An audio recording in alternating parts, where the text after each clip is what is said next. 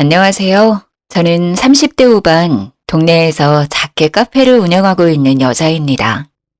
저의 이야기를 잘 알고 있는 단골 손님이 사연 올리면 바로 뽑힐 것 같다고 한번 들어보고 사연 보내보라고 권유해 주셔서 찾아서 들어봤는데 정말 별일들이 다 있더라고요. 제 사연도 흔치 않은 일이라 손님들 없는 시간에 틈틈이 작성해서 보냅니다.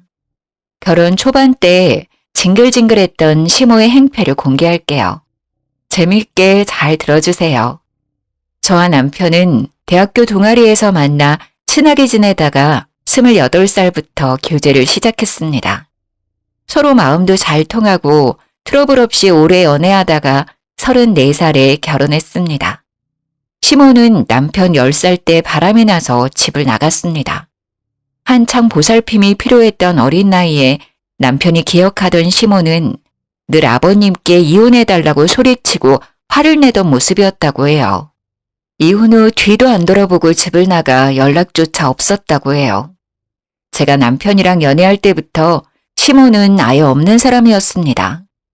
남편이 30살이 되던 해에 아버님이 사고로 갑작스럽게 돌아가셨습니다.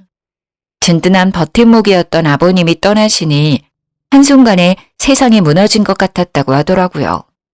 저는 그런 남편의 옆을 계속 지켜주고 위로해줬습니다. 아버님의 장례를 모두 마치고 남편과 아버님 댁에서 유품들을 정리하고 있는데 갑자기 어떤 아주머니가 집에 찾아왔더라고요. 누군가 싶었는데 시모였습니다. 처음엔 남편도 몰라봤어요. 누구세요? 준호야. 엄마야. 엄마요? 아버님 빈소에도 찾아오지 않았던 시모가 모든 장례가 끝난 후 남편을 찾아왔어요. 갑자기 뻔뻔하게 엄마 행사를 하며 찾아온 시모를 이해할 수는 없었고 남편도 시모가 반갑지만은 않았습니다. 연락은 받았는데 일이 있어서 정리하고 오다 보니 장례가 다 끝나버렸네. 미안하다. 왜 오신 거예요? 내가 너무 미안했다, 준호야. 엄마가 나빴어. 이제서야 내가 너무 가정에 소홀하고 얼마나 못된 짓을 했는지 깨달았어. 그동안 내가 받은 상처 이제라도 갚을 수 있는 기회를 주겠니? 나 이제 갈 곳도 없고 떠돌이 신세야. 갈 곳도 없고 본인이 찾아갈 사람은 남편밖에 없었다며 울면서 애원하는 친엄마를 또 매정하게 내칠 수는 없었기에 같이 살지는 않아도 연락을 하며 지내게 되었습니다. 하지만 시모는 일도 안 하고 남편에게 용돈을 받아 사치스러운 생활을 했습니다. 시간은 흐르고 저희도 30대 중반으로 나이가 되어 결혼을 약속하게 되었습니다. 남편의 혼주석은 시모가 채워주게 되었죠. 결혼을 준비할 때도 어찌나 바라는 게 많던지 진주 목걸이를 해달라, 가방을 사달라, 옷도 한 벌 해줘라. 정말 귀찮게 참견을 했어요. 다들 아들 결혼하면 진주 목걸이랑 가방도 받던데. 참, 한복은 대여로 하고 난 예쁜 원피스 한 벌로 해주면 안 되니? 어머님 사시고 싶은 원피스 있으세요? 이번 주말에 같이 옷 보러 가볼까요? 어머... 그럴래? 며느리가 생기니 너무 좋네 정말. 그래도 남편의 엄마이고 어쨌든 시모니까 제가 감당할 수 있는 금액선에서 원하는 것들을 해드렸죠. 진주야, 너네 신혼여행 하와이로 간다며? 거기 구찌가 그렇게 싸다더라? 그렇다고 하더라고요. 그래서 말인데 나 요즘 지갑 바꿀 때가 됐거든. 혹시 구찌 매장 들리면 내 거 지갑 하나 좀 부탁해도 될까? 아, 구찌 지갑 갖고 싶으세요? 아니 뭐 꼭 가지고 싶다기보다 지갑이 좀 낡았어. 이것 봐, 너덜너덜해가지고 너가 사준 가방이랑 이 지갑이랑 안 어울리잖아. 그리고 얘 내가 또 가방 사달라고 하긴 염치가 없고 가방은 됐으니 지갑 하나만 이쁜 거. 이거 좀 볼래? 내가 좀 받은 건데 매장에 있으면 이걸로 부탁해. 그럼 그 사진 일단 저한테 보내주세요. 그럴까? 처음부터 맞춰들었던 것부터 잘못되었던 걸까요? 시몬은 점점 더 저에게 원하는 것들이 많아졌습니다. 그래도 결혼 전에는 좋은 게 좋은 거라고 생각했어요. 시몬은 남편이랑 같이 있는 자리에서는 저한테 잘해주는 척 하셨어요. 진주야, 여기 소고기가 그렇게 맛있다더라.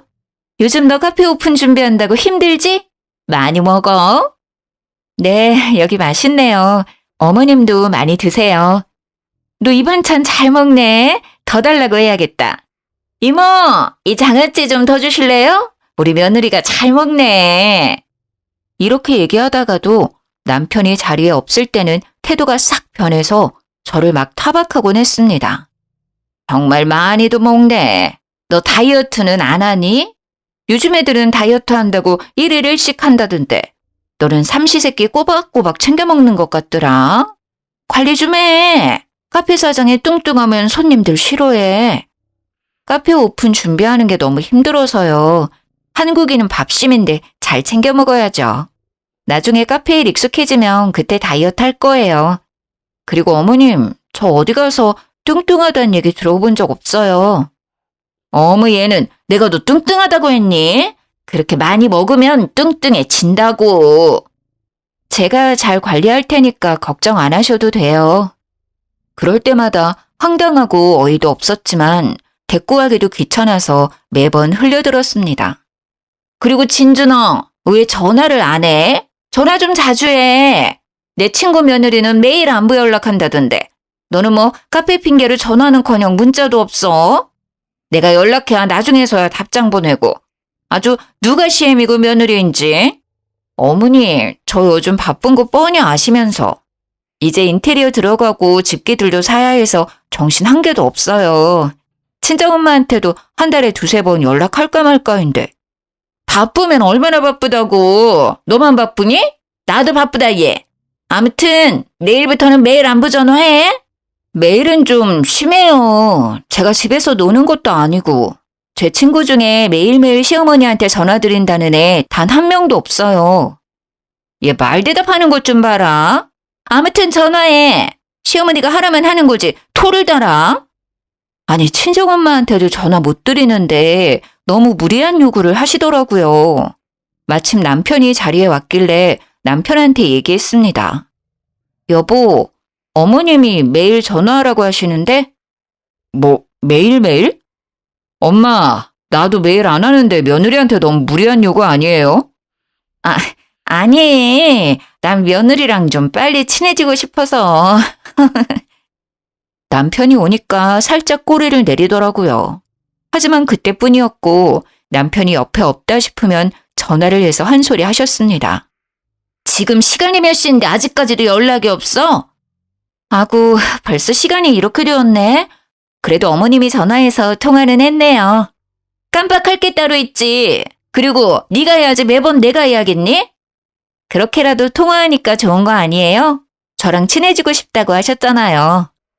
너는 정말 한마디를 안 주는구나. 아무튼 내일은 네가 전화해. 뭐 이 정도까지는 가볍게 넘어갈 수 있었습니다. 오히려 귀여울 정도였어요. 그런데 시몬은 점점 저의 모든 것에 참견을 하려고 했어요.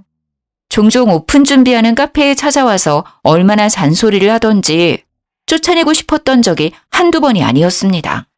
솔직히 이해가 안 되었죠. 갑자기 남편 30살 돼서 나타난 시모를 받아들이기도 힘들었는데 또 바라는 것도 많으니 버겁기도 했어요. 적당히 바라셔야 말이죠. 속이 터졌습니다. 진주야, 너는 젊은 애가 감각이 이렇게도 떨어져? 이 벽 색깔 구려. 누가 카페에 이런 색을 써? 젊은 세대들은 이런 튀는 색 좋아해요. 제가 보기엔 예쁘기만 한걸요?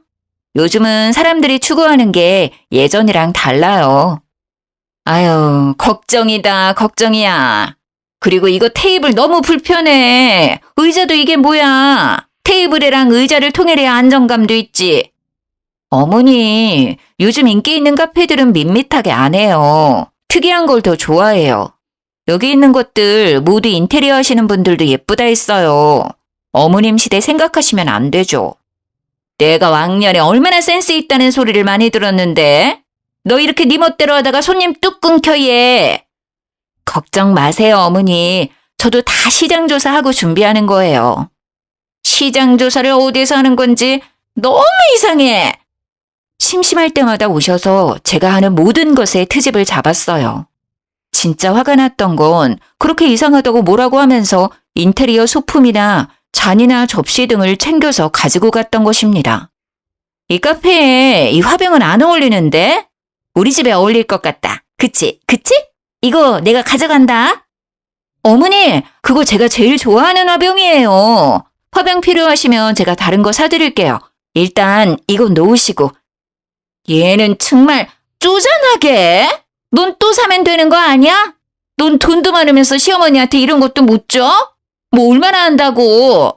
하나 더 사. 진주야, 나 약속 있어서 먼저 간다. 이따 전화해.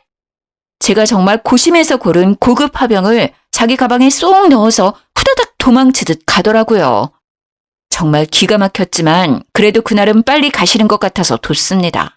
달라고 해봤자 어차피 이 핑계 저 핑계 대면서 안 주실 것 같았거든요. 어느 날은 잔이랑 접시를 정리하고 있는데 개수가 조금 모자란 느낌이 들었습니다. 혹시 내가 개수를 잘못 발주 넣었나 싶어서 확인했는데 발주는 정상적으로 잘 들어가 있었고 업체에서도 수량에 맞춰 잘 보냈다며 확인받았죠. 솔직히 시모가 의심이 되었지만 그냥 추가 발주 넣었습니다. 시모가 주말에 놀러오라고 호출한 날 집에 갔더니 주방 한켠에 그 없어졌던 커피잔이랑 접시가 떡하니 놓여져 있더라고요. 어머님, 이 커피잔이랑 접시 언제 가져가셨어요? 어머머머, 얘 좀 봐라. 말 서운하게 하네. 가져갔다니. 네가 뭐 도둑이니? 그때 너한테 얘기했더니 가져가라고 했잖아. 기억 안 나니? 당연히 기억날 리가 없죠. 시모가 저한테 얘기한 적이 없었는걸요. 제가 카페 준비하느라 정신없었던 걸 핑계로 없는 말을 지어내시더라고요. 아무리 정신없었어도 시모가 얘기했으면 기억이 안 날 리 없을 겁니다. 엄마, 말도 없이 그냥 가져가신 거예요? 마음에 드셨으면 저한테 사달라고 하시지 그냥 가져가시면 어떡해요. 아니야, 아들. 내가 분명히 얘기했어. 제가 깜빡하고 나를 이상한 사람으로 몰고 가네. 아, 맞다. 준호야, 전에 내가 얘기했던 그 식당 거기 오늘 가볼까? 옆집 아줌마가 그러던데 진짜 맛있대. 남편이 그냥 가져가신 거냐고 다시 물었지만 시모는 모른 척 다른 주제로 화제를 돌렸죠. 저보다 어른이지만 참 철없고 생각 없으시다 싶었지만 어차피 주문 다시 해서 문제 없으니 그냥 그러려니 싶었어요. 카페 가오픈을 앞둔 날 어김없이 시모는 또 카페에 찾아왔습니다. 진주야, 내가 오늘 친구를 만나는데 걔가 부잣집 영감탱이랑 재혼을 했거든? 아마 그년 엄청 치장하고 나올 거란 말이야. 그래서 말인데 너 전에 보니 샤넬 가방 있던데 그거 잠깐만 빌려주면 안 될까? 그건 저희 엄마가 결혼했다고 주신 선물이라 저도 아끼는 거예요. 제가 결혼할 때 가방 선물해드렸잖아요. 그 가방은 어쩌시고 제 가방을 빌려달라고 하세요. 그건 너무 자주 들고 다녔잖아. 데일리백 개념이고. 그리고 내가 달라는 것도 아니고 시모 기죽지 않게 도와달라는 거잖아. 깨끗이 사용하고 바로 줄게. 나 자주 오잖아 여기. 한 번만 빌려주라. 어? 이렇게까지 부탁하는데 안 빌려주진 않을 거지? 제 동생도 빌려달라고 않는 가방을 빌려달라고 하시니 저 정말 곤란해요. 하루만 쓴다니까? 아, 진짜 이번만이에요. 다음에 또 빌려달라고 하셔도 안 빌려드릴 거예요. 아, 그리고 준호가 준 용돈 이번에 다 써서 그러는데 오는 길에 30만 원 좀 뽑아와줘. 친구들 만나는데 지갑에 돈 없으면 좀 그렇잖아. 안 그래? 남편도 죽고 혼자 지지리 공상 떤다고 애들이 수근대는 거 듣기 싫단 말이야. 벌써 용돈 다 쓰셨어요? 이번에 신랑이 많이 드린 걸로 알고 있는데요. 이번에 경조사도 좀 있었고 뭐 이것저것 쓰다 보니 다 썼지 뭐야. 다음 달엔 아껴 쓸 테니까 이번만 좀 더 줘. 어머니, 제가 오늘은 그냥 들어드리는 건데 다음부턴 절대 없어요. 또 서운하게 말한다 너. 내가 말할 때마다 어쩜 그렇게 다 말대답이니? 알겠으니까 어서 다녀와. 이제는 제 명품 가방부터 시작해서 돈까지 뜯어가는구나 싶었죠. 남편이 용돈 들인 지 얼마 되지도 않았는데 그 돈을 어디에 다 쓰셨는지 모르겠지만 말이에요. 곤란했지만 또 바보같이 거절하지 못해서 용돈도 가방도 빌려드렸습니다. 그렇게 제 샤넬 가방을 빌려간 시모가 한동안 카페에 오시질 않더라고요. 그전까지는 매일매일 출근 도장을 찍으셨는데 말이죠. 그리고 전화를 하루라도 안 드리면 왜 연락 안 하냐고 난리쳤던 시모가 바빠서 연락을 못 드린 날에도 감감무소식이더라고요. 이러다가는 못 돌려받겠다 생각이 들었습니다. 명품을 떠나서 친정엄마가 선물해준 소중한 가방이었기에 꼭 돌려받아야만 했어요. 시모에게 전화를 걸어서 가방 언제 가져오시는 거냐고 물어봤습니다. 어머님, 왜 요즘 카페 안 오세요? 제 가방 언제 돌려주실 거예요? 바로 돌려주신다고 하셨잖아요. 어머, 너는 정말 말을 해도 그렇게 싹둑머리 없이 하니? 내가 안 준다고 했어? 주려고 했는데 계속 바빠서 못 가져다 준 거야. 정말. 저 이번 주에 결혼식 있어요. 그 가방 메고 갈 거예요. 오늘 일 없으시면 카페에 가지고 오세요. 아니면 카페 정리 끝내고 제가 어머님 댁으로 갈게요. 아, 그럼 나 오늘 또 약속 있는데 오늘까지만 빌려주면 안 될까? 내가 전에 이 가방 들고 갔더니 기집애들 아주 난리가 난 거야. 어찌나 기가 살든지. 그럼 내일 꼭 돌려주세요. 내일 안 돌려주시면 신랑이랑 같이 어머님한테 받으러 갈 거예요. 너 나한테 협박하는 거니? 참나, 샤넬이 뭐라고? 알았어. 더러워서 정말. 준다고. 오늘까지만 쓰고 내일 가져다 줄게. 남편한테 얘기한다고 하니 그 다음날 바로 가져오시더라고요. 본인 아들 귀에 들어가는 건 또 싫었었나 봐요. 카페에 오신 어머니는 오자마자 어찌나 투덜투덜 거리시던지 정말 듣기 싫었습니다. 며느리 가방 빌려달라는 것도 솔직히 염치 없다고 생각했는데 약속도 지키지 않았으면서 말이에요. 자, 여기 가져왔다. 됐니? 정말 명품 가방 있다고 아주 유세야. 샤넬 없는 사람 서러워서 살겠나. 그런 뜻으로 말씀드린 거 아니잖아요. 그리고 처음엔 어머님이 하루만 쓰신다고 하시다가 말 바꾸시고는. 저도 서운해요, 어머님. 맞다. 지난주부터 가오픈해서 이제부터 카페가 좀 바쁠 것 같아요. 바쁜데 뭐? 어쩌라고? 오지 말라고? 한동안은 바빠서 어머님 오셔도 챙겨드리기 힘들 것 같아서요. 카페 오픈하면 한 달 정도는 손님이 붐빈다고 하더라고요. 카페 운영이 좀 안정되면 그때 말씀드릴게요. 그때 놀러 오시면 되잖아요. 아니면 어머님이 저 대신 음료 만들어 주실래요? 참나. 야, 안 온다. 정말 아주 치사해. 요즘 너 너무 섭섭하다 정말. 내가 온다고 손님을 못 받는 것도 아니고 나 있다고 올 손님이 안 온다니? 손님들 맞이하려면 안 그래도 더 정신없을 것 같은데 어머님이 오셔서 또 참견하면서 투덜거리면 진짜 못 견딜 것 같았어요. 분명 시모가 한마디 할 걸 알았지만 그래도 얘기를 해야 좀 덜 오실 것 같아서 말씀드렸습니다. 카페 오픈 후 할인 이벤트도 진행하니 손님들도 확실히 많이 찾아오셨고 매일매일 정신없이 하루하루를 보냈어요. 하나하나 제가 신경 쓰고 준비했던 카페라 더더욱 애정이 컸어요. 남편이 업무차 지방 출장을 5일 정도 내려갔을 때 일이에요. 마침 시모 생일이 있었습니다. 남편도 없고 저 혼자 가서 축하드린다고 해봤자 좋은 소리 못 들을 것 같고 남편이랑 같이 가는 게 좋을 것 같아서 어머님께 아침에 전화를 드렸어요. 어머님, 생신 축하드려요. 좋은 꿈 꾸셨어요? 오늘 신랑이랑 같이 찾아뵈어야 했는데 주말에 준호 씨 올라오면 맛있는 거 먹으러 가요. 어머님 지난번에 먹고 싶다고 했던 스테이크집 가요. 제가 미리 예약해 놓을게요.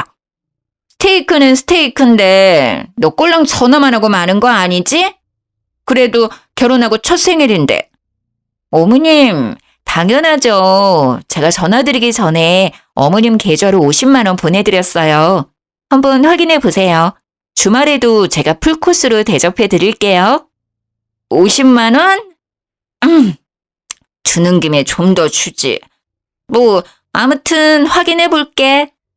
네, 어머님, 저 이제 오픈웨어에서 끊을게요. 연락도 드릴게요. 맛있는 거 드시고 좋은 하루 되세요. 그날은 카페 오픈하고 나서 제일 바빴던 날이었습니다. 계속해서 주문받고 음료 만들고 치우고 정신없이 하루를 보냈어요. 점심도 먹지 못하고 핸드폰 볼 시간 없이 쉬지 못하고 일했습니다. 하루 종일 혼자 손님을 받아서 피곤하더라고요. 카페 마감을 좀 일찍 하고 들어가려고 정리하다가 핸드폰을 봤는데 시모한테 전화가 30통 넘게 와 있는 게 아니겠어요? 결혼 후 첫 생일인데 미역국도 안 끓여주냐며 너 같은 되바라진 며느리는 주변에서 듣지도 보지도 못했다고 육두 문자가 와 있더라고요. 문자를 본 순간 힘이 빠졌습니다. 저는 그래도 노력을 많이 했다 생각했는데 그것도 부족한 것이었을까요? 제가 시모 마음을 헤아리지 못한 것인가 싶었지만 아무리 생각해도 시모를 이해할 수 없었어요. 저도 결혼하자마자 생일이었는데 시모가 미역국? 생일상이요? 전혀 없었고요. 오히려 저보고 맛있는 거 사라고 했어요. 생일 선물이라고 10만 원 주셨습니다. 물론 감사했죠. 하지만 10만 원 주신 걸로 얼마나 생색내셨는지 몰라요. 제 생일 때 외식 비용도 신랑이 냈어요. 케이크도 저희가 사갔고요. 정말 뻔뻔하시고 염치 없으시다 싶었어요. 뭐라고 대꾸하고 싶었지만 몸도 마음도 피곤한 날이어서 그냥 뒀습니다. 시모의 억지를 받아줄 여유가 없었거든요. 저는 할도리는 다 했다 생각했습니다. 그 다음 날 어김없이 카페 오픈해서 오신 손님들 주문받고 음료 만드는 중이었는데 시모가 카페에 쳐들어왔습니다. 야, 너 시어머니가 만만해? 아주 진짜 오냐오냐 하니까 내가 만만해 보이지 너는? 들어오자마자 다짜고짜 저를 향해 소리를 질렀어요. 주문하던 손님도 테이블에 앉아서 커피를 마시던 손님들에게도 모두 시선 집중되었죠. 솔직히 너무 창피하고 화도 났지만 일단 주문받은 음료는 만들어드려야겠다는 생각이 들었습니다. 손님, 음료 만들 때까지 잠시 앉아 계시겠어요? 네. 천천히 해주세요. 어머님, 저 여기 손님 음료만 만들어 드릴게요. 잠시만 앉아 계세요. 야, 앉긴 뭘 앉아? 너 내 말이 말 같지 않아? 시모는 제가 뭐라고 했던 신경도 안 쓰고 소리를 질렀습니다. 어머님, 도대체 왜 이러시는지 저 정말 이해가 안 되는데요. 여기 제 영업장이에요. 너 어제 왜 내 연락 다 씹었어? 아니 어쩜 그렇게 내 연락은 안 받니? 나 차단한 거 아니야 너? 정말 답 없는 시모인 건 알았지만 이렇게까지 막무가내이고 생각이 없는 사람인지는 몰랐습니다. 손님들까지 있는 카페에서 어제 답변을 하지 않았다는 이유로 사람을 이렇게까지 곤란하게 만드실 줄은 몰랐거든요. 제가 생신 축하를 안 해드린 것도 아니고 더군다나 신랑도 출장 가서 없었고 용돈도 50만 원이면 섭섭하지 않게 드렸다고 생각했어요. 뭐라고 얘기해봤자 진정될 것 같지는 않아서 손님 음료부터 빠르게 만들었습니다. 야, 너 내가 얘기하는 거 안 들려? 귀머거리야? 이게 아주 시어머니를 투명인간 취급하네. 어머님, 손님 계시는 거 안 보이세요? 손님이 주문한 음료는 만들어드려야 할 것 아니에요. 계속 시비를 걸면서 저의 속을 긁어놨죠. 정말 당장이라도 시모를 카페 밖으로 내쫓고 싶었어요. 손님, 소란스럽게 해서 죄송합니다. 여기 주문하신 음료 나왔습니다. 맛있게 드세요.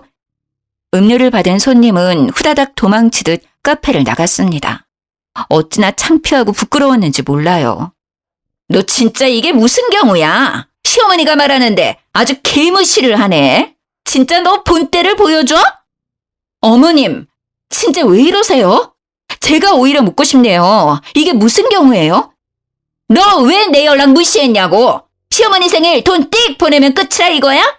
돈 받고 떨어지라는 거야? 뭐야?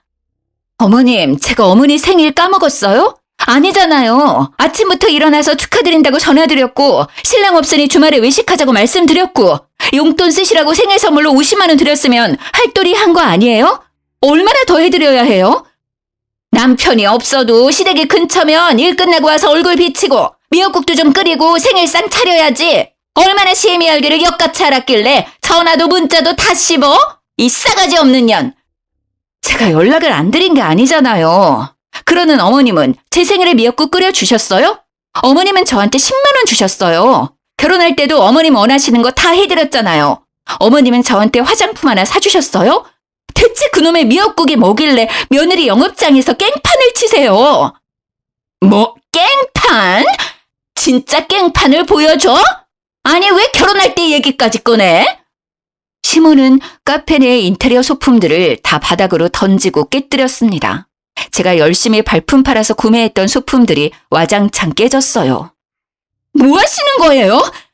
네가 아주 시어머니를 우습게 하는 것 같아서 가르쳐주려고. 깽판 친다고 했지? 깽판이 뭔지 제대로 보여줘? 저는 횡패 부리는 시모를 붙잡고 말렸습니다. 카페 안에 계셨던 손님들도 오셔서 저희를 말렸어요. 그러자 시모는 손님들께도 소리를 질렀어요. 당신들은 뭐야? 당신들도 내가 웃어? 너 이것들아! 카페는 순식간에 난장판이 되었습니다. 소란스러운 소리에 지나가던 사람들도 길을 멈추고 카페 안을 쳐다봤어요. 밖에서 카페 쳐다보는 사람들을 보고 시모는 또 난리를 쳤습니다. 너네 뭐야? 구경 났어? 꺼져! 저는 도저히 참을 수가 없었습니다. 어머님, 당장 나가주세요. 뭐? 너 뭐라고 했어? 어머님 지금 나가주시지 않으면 기물 파손 영업방해로 어머님 신고할 거예요. 저 진심이에요. 경찰한테 끌려서 나가고 싶지 않으면 당장 나가주세요. 뭐? 경찰? 하! 기가 막혀서 뭐 이딴 애가 며느리라고. 아이고, 내 팔자야. 이게 꿈이었으면 좋겠다 싶었습니다. 왜 저에게 이런 일이 생기는 건지 그날따라 너무 서글펐어요. 저를 향해 욕을 퍼붓는 시모를 뒤로하고 난리가 난 카페를 치웠습니다. 카페에 계셨던 손님들께는 죄송하다고 다음에 오시면 꼭 서비스를 드리겠다고 했어요. 경찰 불러! 경찰 부르라고! 내가 살다 별일을 다 겪네. 제가 시모를 무시한 채 카페 정리만 하자 계속 소리 지르던 시모는 어느샌가 카페를 나갔더라고요. 그 자리에 계셨던 손님들이 가시고 그날은 카페 문을 닫았습니다. 이제 더 이상은 가만히 있을 수 없겠다 싶었어요. 그냥 제가 흘려들으면 되지 싶어서 남편한테도 얘기 안 하고 참았었는데 남편도 이 사실을 알아야 할 것 같았습니다. 남편이 출장에서 돌아온 저녁에 모두 얘기했습니다. 그동안 시모가 저한테 보낸 문자들 그리고 통화 내역, 카페에서 난리치고 소리치는 모습이 담긴 CCTV 영상까지 모두 보여줬어요. 아니, 이게 대체 무슨 나 없던 동안 이런 일이 있었던 거야? 나는 그냥 내가 참고 넘어가면 될 줄 알고 얘기 안 했었는데 이제 더 이상은 안 되겠어. 솔직히 더는 못 참겠어. 너무 날 힘들게 하셔. 아, 정말 미안해. 나 때문에 미안해. 내가 미안해, 여보. 여보가 미안해할 건 없지. 이런 일을 겪게 했는데 가만히 있을 수 없어. 엄마한테 가자. 그동안 시모의 행패를 알게 된 남편은 더 이상 참을 수 없다며 바로 저를 데리고 시모 집으로 갔습니다. 시모는 남편이 오니 세상 불쌍한 척을 하더라고요. 아들, 왜 이제 왔어? 잘 왔다, 준호야. 내가 진주한테 어떤 취급을 받았는지 알아? 내가 제 카페에서 어떤 수모를 겪었는지야. 남편은 시모를 뿌리치며 얘기했습니다. 수모요? 수모 겪은 건 진주겠죠. 엄마가 했던 행동은 생각 안 나세요? 이해하고 싶어도 이해할 수가 없어요. 진주한테 미역국 안 끓여줬다고 펄쩍 뛰셨다면서요? 엄마는 제 생일에 미역국 끓여주신 적 있어요?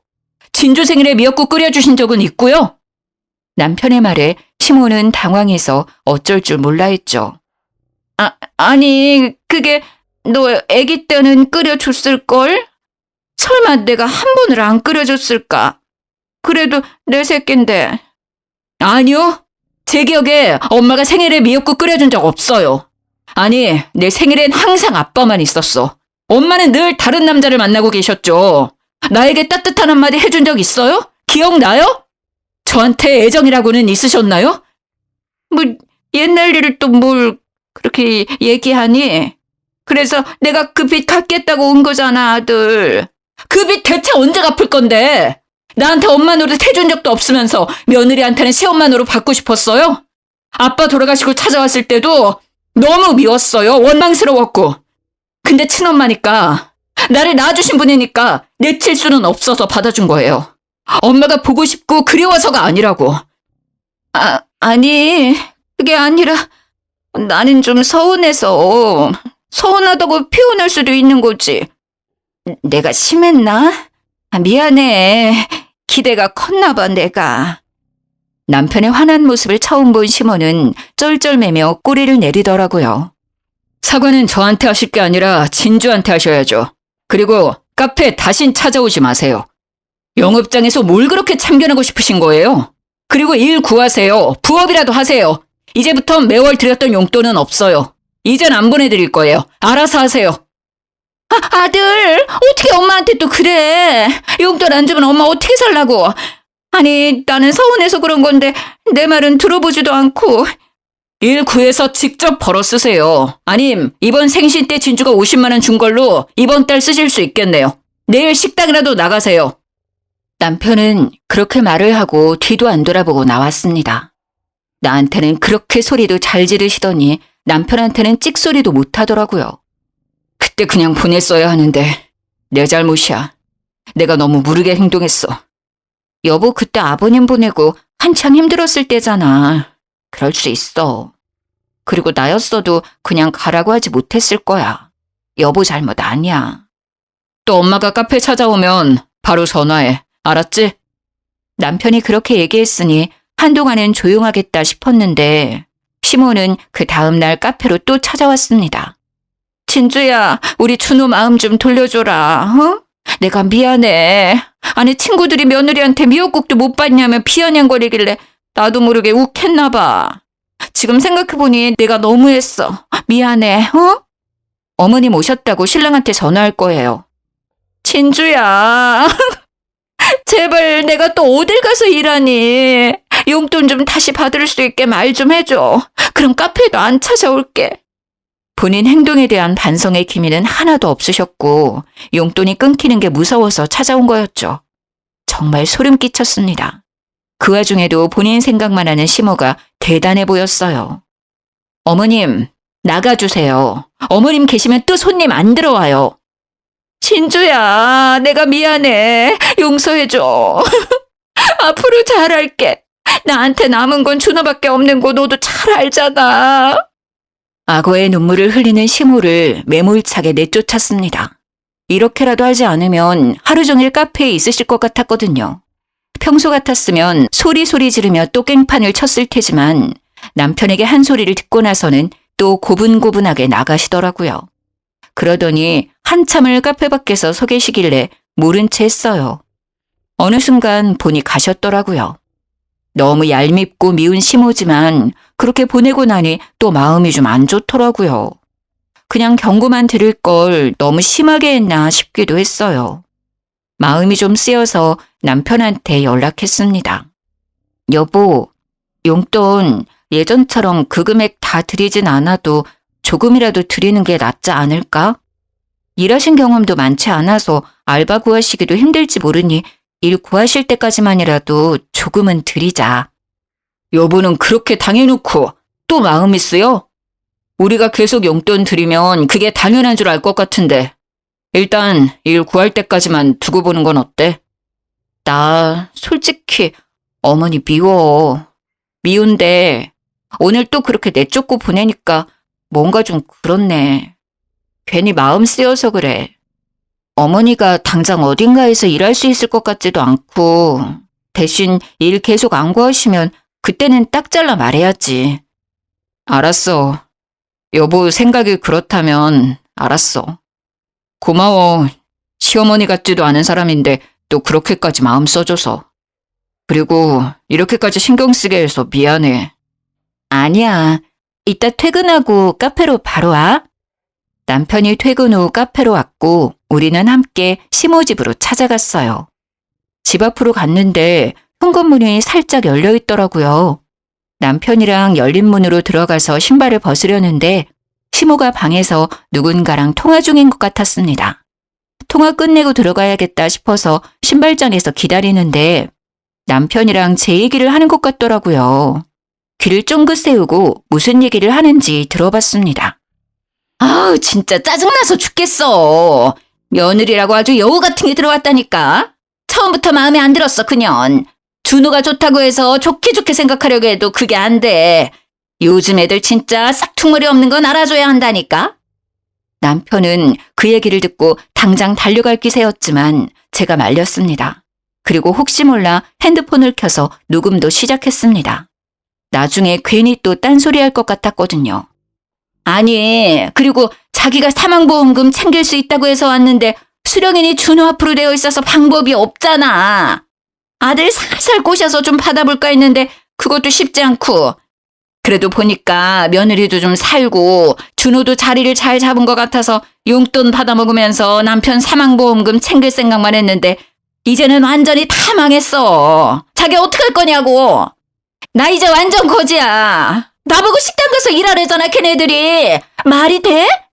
오늘 내가 며느리 가게 가서 사정사정 했는데도 어쩜 애가 눈 하나 깜빡이지 않고 나가라고 내쫓더라. 못된 년. 정말 가관이었습니다. 시모는 아버님 사망보험금을 노리고 돌아온 것이었어요. 아버님 돌아가시고 바로 찾아왔을 때부터 찝찝하고 혹시나 했었는데 역시나 맞았던 것이었습니다. 그래도 남편이랑 계속 연락하고 지내고 싶어하는 것 같아서 의심을 접었었는데 말이죠. 통화 상대방은 지금 만나고 있는 분인 것 같았어요. 남편은 배신감에 부들부들 떨었습니다. 저는 남편을 데리고 조용히 나왔습니다. 여보, 괜찮아? 어떻게 저럴 수 있지? 우리 아빠 사망보험금 때문에 온 거였구나. 그래도 좀 양심은 있는 사람인 줄 알았어. 진짜 미안한 감정에 찾아온 줄 알았는데 정말 대단한 사람이다. 우리 아빠 어떻게 저런 사람이랑 10년을 같이 살았냐? 남편은 상처를 많이 받은 듯 보였어요. 시모를 잠시라도 불쌍하게 생각했던 제가 바보 같더라고요. 이제 완전히 연을 끊어버려야겠다 싶었어요. 주말에 저랑 남편은 부동산을 찾아갔습니다. 시모가 지금 지내는 집은 저와 남편이 돈을 보태서 전세 보증금을 대준 거였거든요. 그래서 그 집을 내놓기로 했습니다. 더 이상 그 집에서 지내는 꼴도 보기 싫었어요. 남편 이름으로 계약했던 터라 별 문제 없이 진행되었습니다. 시모가 지금 살고 있는 집이 위치도 좋고 인프라도 잘 되어 있어 얼마 안 있어서 그 집을 거래하겠다는 사람들이 많았어요. 집에서 띵가띵가 놀다가 방 보러 온 사람들 때문에 집을 내놓은 것을 알게 된 시모가 또 카페로 찾아왔습니다. 진주야, 어떻게 이럴 수 있니? 집을 내놓으면 나는 어디로 가라고. 해도 너무하네 정말. 나를 거리로 내쫓을 셈인 거니? 나 진짜 갈 곳 없단 말이야. 지금 계신 곳 저희 돈으로 해준 거잖아요. 어머님 남자친구 있으신 것 같던데 그분 집으로 가세요. 내가 그 사람한테 갈 수 있었으면 진작 갔지. 사람이 어떻게 이렇게 매몰차니? 다른 거 아무것도 안 바랄 테니까 집 내놓는다는 거 취소해주면 안 될까? 내가 내일부터라도 식당 가서 일할게. 오는 길에 면접도 보고 왔어. 정말이야. 믿어줘. 저 일해야 하니까 나가주세요. 한두 번도 아니고 매번 일 있을 때마다 이렇게 찾아오시는 거 불편해요. 계속 방해하시면 저 진짜 신고할 거예요. 나 지금 나갈게. 집만 좀 어떻게 해결해줘. 시모는 그렇게 매일매일 카페로 찾아왔습니다. 어느 날은 불같이 화도 내고 어느 날은 울며 불며 매달리면서 말이에요. 이젠 시모한테 떨어질 정도 없고 오실 때마다 경찰을 불렀어요. 천벌받을 거야 너네. 내가 너네 잘 살아 지켜볼 거야. 나한테 했던지 똑같이 돌려받을 거야. 경찰한테 끌려가면서도 저주를 퍼붓는 말을 하더라고요. 집도 팔리고 갈 곳이 없게 된 시모는 하는 수 없이 시몬의 친정으로 갔다고 하더라고요. 만난 분이랑도 잘 안 된 모양이었습니다. 시몬의 친정도 워낙 당한 게 많았어서 썩 달가워하진 않았다고 하더라고요. 어느 날 남편한테 이모로부터 전화가 왔습니다. 준호야, 너 정말 어떻게 이런 일을 몇 년 동안 참고 다 받아줬니? 애가 어쩜 나이를 먹어도 편하질 않는 거야. 내가 진짜 머리가 다 아프다. 이모, 무슨 일 있었어요? 아니, 몇십 년 연락 뚝 끊고 지 돈 필요할 때마다 연락하다가 이제는 갈 곳 없다고 친정밖에 없다고 온갖 불쌍한 척을 하길래 받아줬더니 우리 집에서 내 옷을 훔쳐가질 않나 우리 딸한테도 돈 좀 달라고 그랬단다. 100만 원 좀 빌려달라고. 참 어이가 없어서 조카한테 구걸까지 한다. 그 기집애는. 벨도 없지. 내가 동생이니 그래도 받아줬는데 더 이상 못 참겠어서 내쫓았어. 이제 나도 동생 없다고 생각하려고. 혹여나 너한테 또 연락 오면 받아주지 말고. 알았지? 마음 단단히 먹어. 친정에서도 결국 변하지 않았던 시모는 또 쫓겨났다고 했습니다. 시이모한테 전화 왔던 그날 저녁 남편 핸드폰으로 시모한테 전화가 왔습니다. 준호야, 엄마 이제 완전 거지야. 너네 이모도 너네 할머니도 엄마를 완전 이상한 년 취급했어. 내가 요즘 어떤 취급을 당하고 있는지 너는 아니? 오도 가도 못하는 엄마가 불쌍하지 않니 너는? 또 자기 잘못은 생각도 못하고 남 탓하는 시모의 전화에 남편은 그동안 꾹 참았던 말을 내뱉었습니다. 해도 너무하시는 거 아니에요? 대체 왜 그러고 사세요? 나 너밖에 없다 정말. 내가 아들한테 기대지 누구한테 기대니? 내가 너 낳아준 엄마잖아. 엄마한텐 그러면 안 되는 거잖아. 뭘 기대요? 엄마가 나한테 해준 게 뭐가 있어요? 나 어렸을 때 내가 아팠을 때 병원이라도 데려가 준 적 있어요? 도시락을 한번 싸줘봤어? 어쩜 사람이 이렇게 뻔뻔해요? 창피하지도 않아요? 이제부터라도 그럼 엄마 노릇 할게 준호야. 엄마 한 번만 용서해줘 제발. 아니요. 엄마 노릇 하시려면 저한테 연락 안 하시면 돼요. 오늘 이후로 연락하지 마세요. 저 엄마 없는 사람이에요. 어렸을 때도 없었고 지금도 마찬가지예요. 그래도 제 덕분에 몇 년 동안 편하게 지내셨잖아요. 이제 좀 정신 차리고 사람답게 사세요. 사람답게 사는 모습 보여줄게. 이번엔 마지막으로 엄마 한 번만 믿어줘. 저 엄마 없어요. 10살 때부터 없었어요. 그리고 믿어줘요? 누굴? 연락하고 지냈던 5년 동안 저는 할 도리 다 했다고 생각해요. 솔직히 그동안 해드렸던 거 다시 돌려달라고 하고 싶은데 참는 거예요.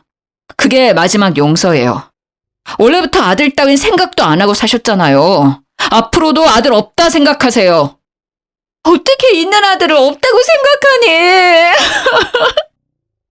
번호 차단할 거고 다른 번호로 연락한다고 해도 또 차단할 거예요. 이게 마지막 통화였으면 해요. 이만 끊을게요.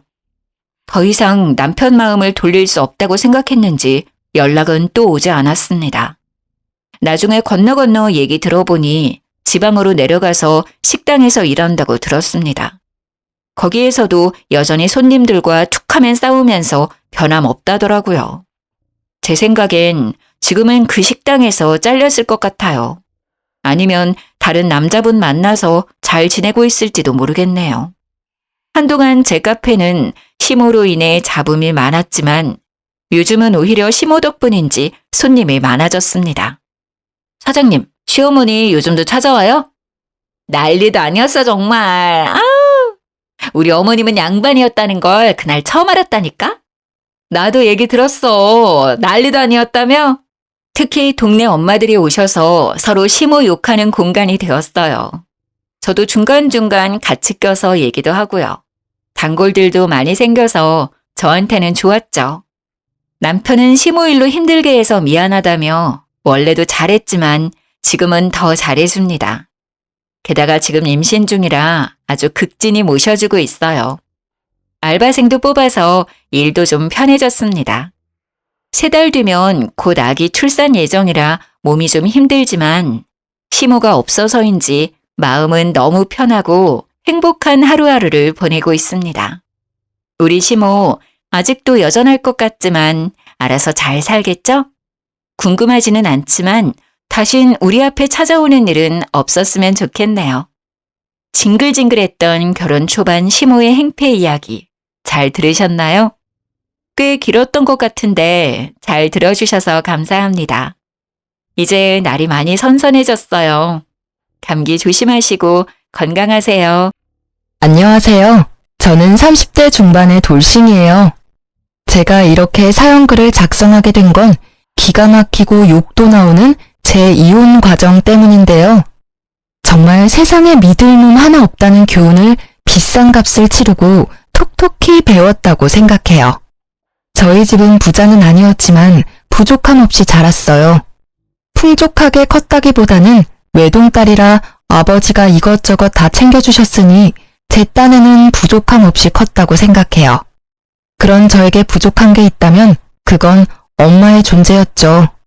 그리고 그건 제가 작은 결혼식을 생각하게 된 계기가 됐어요. 아버지를 혼주석에 혼자 앉히고 싶지 않았고 어머니의 빈자리를 실감하고 싶지도 않았으니까요. 그런 제 생각에 동의를 해준 건 남편이 처음이었어요. 제가 남편과 만나게 된 이유는 대학 동기 때문이었어요. 친하게 지낸 적은 없었는데 자기 친오빠랑 잘 어울릴 것 같다며 만나보라고 하더라고요. 그때는 갑자기 연락해서 자기 가족을 소개해주는 것에 놀랐지만 별 생각 없었던 것 같아요. 그때 좀 더 주의를 기울였어야 하는 건데. 어쨌든 그렇게 동창의 소개로 그녀의 오빠를 만나게 됐고 우리가 같은 회사에서 일한다는 우연이 겹치며 저희 사이는 마치 운명 같은 것이 있다고 믿게 됐어요. 비밀리에 사내 커플이 되어 만나는 건 무척 재미있었어요. 그리고 그 사람은 저처럼 작은 결혼식이라는 것에 크게 공감해 주었고 자기도 원한다면 그런 작고 아기자기한 결혼식을 하고 싶다고 했죠. 그렇게 가까워진 저희는 결혼을 하게 됐어요. 가족들과 친구들만 불러서 소박하게 한 결혼. 시댁 식구들도 너무나 좋아해줬어요. 우리는 축의금 같은 건 필요 없다. 이렇게 프라이빗하게 하니 너희한테 집중할 수 있어서 좋다. 그런 이야기를 시모가 했죠. 그 당시 제가 시댁에 받은 인상은 이런 푸근함과 이상할 정도로 허세와 허영이 있다는 점이었어요. 그리고 그런 점 때문인지 저와 친정아버지에게 손을 벌리는 일이 종종 있었어요. 적은 액수부터 시작해서 몇백씩 큰 액수까지. 그래도 신경 안 썼어요. 어차피 다 우리한테 돌아올 거라는 생각이었으니까요. 남편은 무척 잘해줬어요. 우리 사이에 아이가 없다는 게 조금 문제이긴 했지만 아직 결혼 생활한 지 길지 않으니 곧 생길 거라는 믿음도 있었죠. 다정하고 상냥하고 나를 공주처럼 대해주는 남편에게 단점이랄 게 있다면 바로 친구가 많다는 것과 여전히 비밀 연애를 좋아한다는 것이었죠. 저와 있을 때는 저에게 집중하던 남편은 친구가 불러 나가기만 하면 연락이 또 끊겨 제 걱정을 사고는 했죠. 그리고 회사에 결혼한 사람이 같은 회사 사람이라고 밝히고 싶었는데 남편이 그걸 못하게 하더라고요. 직원들을 초대하지 않은 결혼식이라 제 동기들과 상사들은 제가 결혼한 것을 나중에 알게 됐거든요. 그리고 그 상대방이 우리 회사 사람이라는 건 아무도 모르고 있었고요. 남편은 집 주소를 시댁 본가로 적어서 제출했기 때문에 알아채는 사람이 없었어요. 그때는 이런 주도면밀한 점이 그냥 사내 연애의 불편함 때문인 줄 알았는데 나중에 알고 보니 그게 아니었더라고요. 그렇게 1년쯤 결혼 기간을 유지하고 있었는데 그 사건이 제게 일어났어요. 남편이 며칠 전부터 폰으로 시계를 하나 찾아보고 있더라고요. 슬쩍 보니 비싼 브랜드는 아니었지만 신경이 쓰이는지 내내 보고 있더라고요. 사고 싶은 건가? 하는 생각으로 가만히 떠올리니 곧 결혼기념일이 다가오더라고요. 저는 남편이 원하는데 사지 못하는 것처럼 보여 제가 사주기로 마음먹었어요. 그래서 몰래 남편이 보던 시계의 모델명을 알아낸 뒤 저도 여러 SNS로 그 시계를 검색해봤어요. 착용한 사진이라던가 금액대가 괜찮은지, 그리고 쓸만하고 하자는 없는지. 그렇게 사람들이 올린 사진들을 보는데 아주 작은 한순간 제 눈을 사로잡은 사진이 하나 있더라고요. 사진을 착용한 한 남성의 사진이었는데 얼굴은 나오지 않았고 상체만 나온 사진이었죠. 그 남자의 손에는 시계를 차고 앉아 있었어요. 그런데 그 옷이 묘하게 익숙하더라고요. 넥타이나 정장의 조합이 눈에 익었어요. 그렇지만 중요한 건 따로 있었어요. 사진의 남성은 왼손에 시계를 차고 검지를 들어올린 포즈였는데 손가락에 있는 점이 남편과 똑같더라고요. 손가락 점은 흔한 것도 아니고 모양과 크기까지 비슷하니 저도 당황스러웠어요. 작은 점이었으면 찍히지 않았을 테지만 생각보다 큰 점이라 선명하게 찍혀 있더라고요. 저는 순간 당황해서 그 사진을 올린 게시자의 SNS를 타고 들어갔어요. 그런데 사진 아래 적힌 문구가 더 신경 쓰였어요. 사랑하는 사람, 내 사람. 이 게시자의 다른 사진을 뒤져봤지만 크게 건질 게 없더라고요. 사람이 나온 건 딱 그 사진뿐이었으니까요. 일단 그 사진을 캡처해서 몇 번이고 뜯어봤어요. 이게 진짜 남편일까 하는 생각이 들었죠. 아닐 거야 하는 마음이 더 컸어요.